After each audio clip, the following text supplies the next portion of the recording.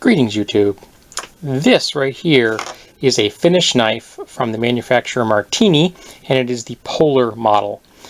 Now, I picked this up at an antique shop for 30 bucks. It is vintage. It's from the 1960s. I guess I'm vintage. I found one firm date of 67, so it was being manufactured in 67. I don't know the first year it was being manufactured. Now, it was complete. The sheath, the whole 9 yards, and here's the sad thing.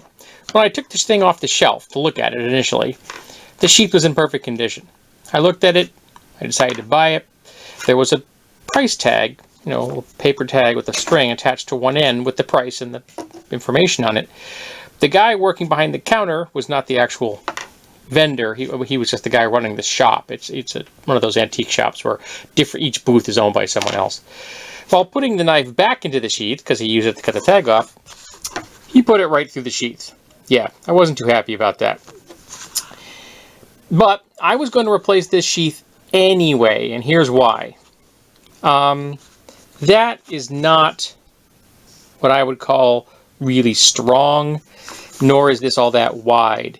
It's not that wide in the sense of this being wide. It's also not big enough to fit onto my belt. So I need to make a new sheath. I don't need a slit like this. This is for a button, so you'd actually put it onto a button, which was something that you would have found in some kind of work clothes.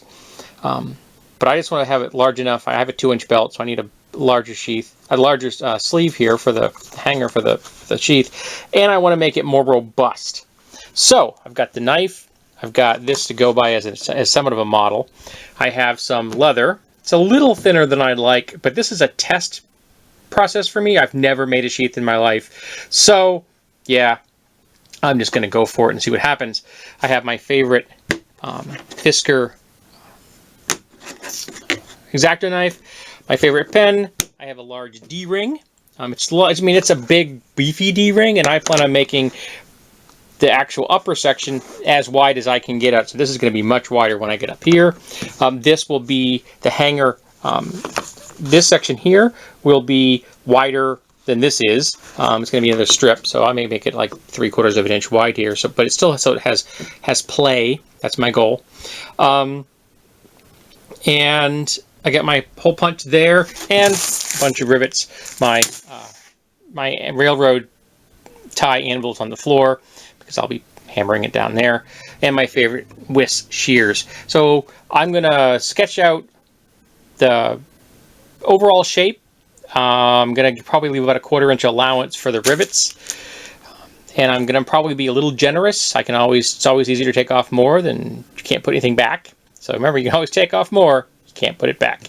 And hopefully this won't be too long of a project. We're going to see.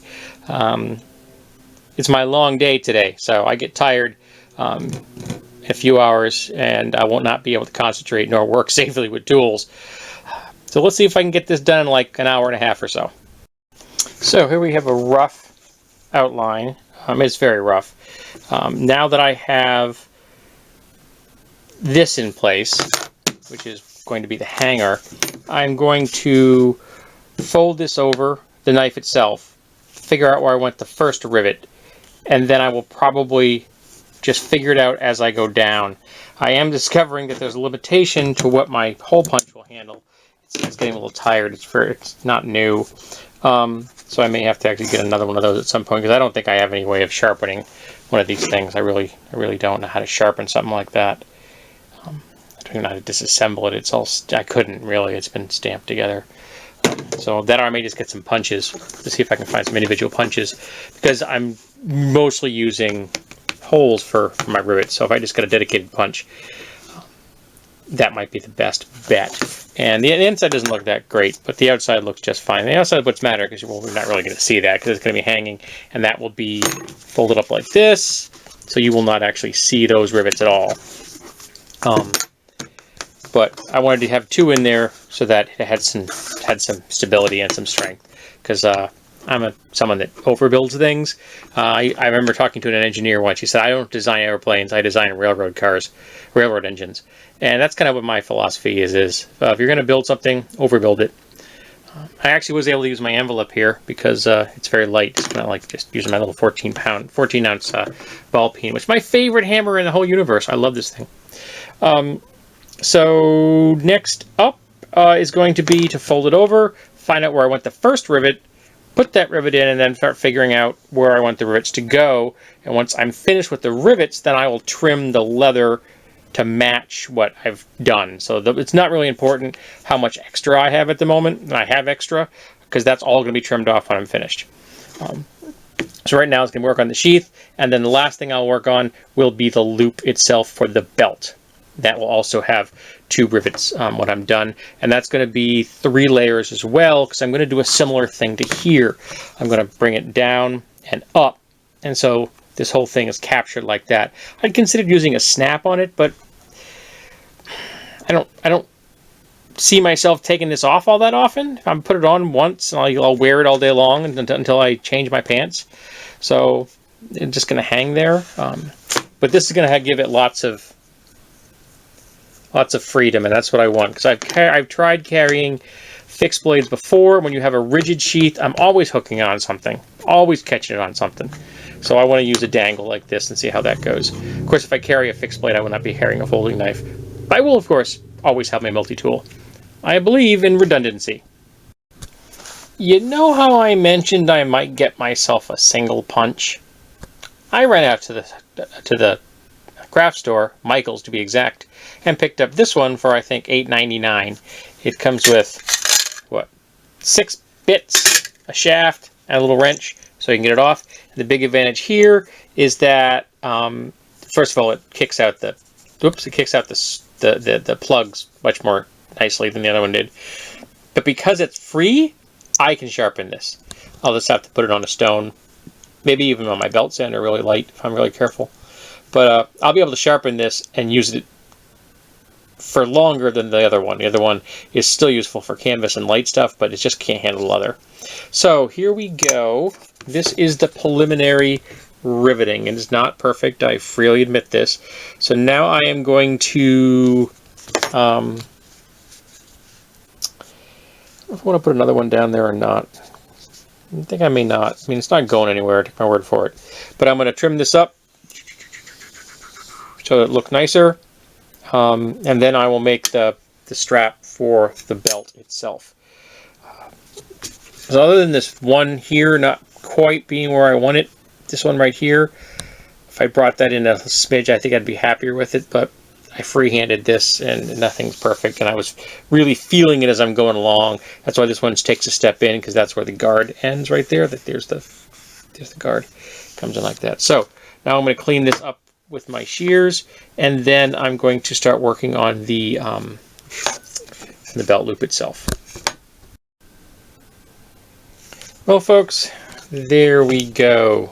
Kind of think of this as the Sheath version 1.0.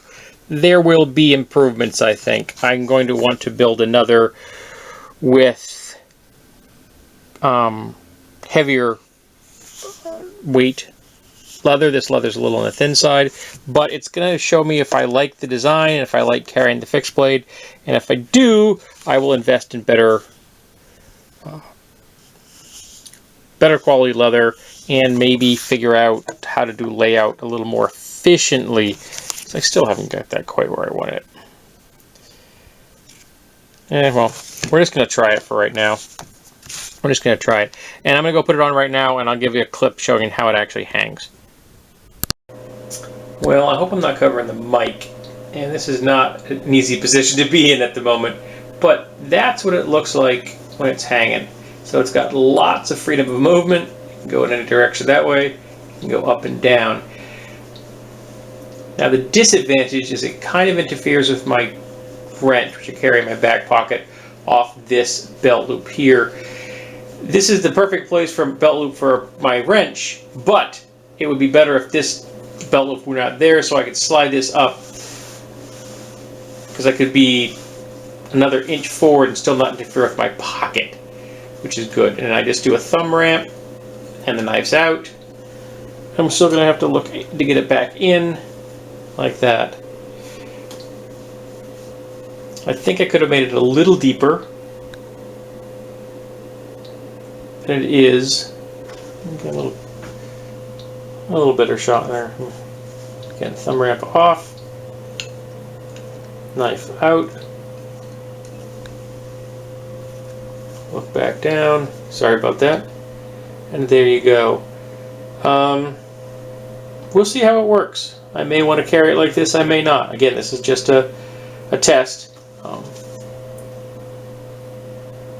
It's definitely not concealed, so it's and it's actually legal anyway because it's got less than a 4-inch blade. It's got a 3.75, 3 3/4 inch blade, so it's actually legal to conceal this anyway.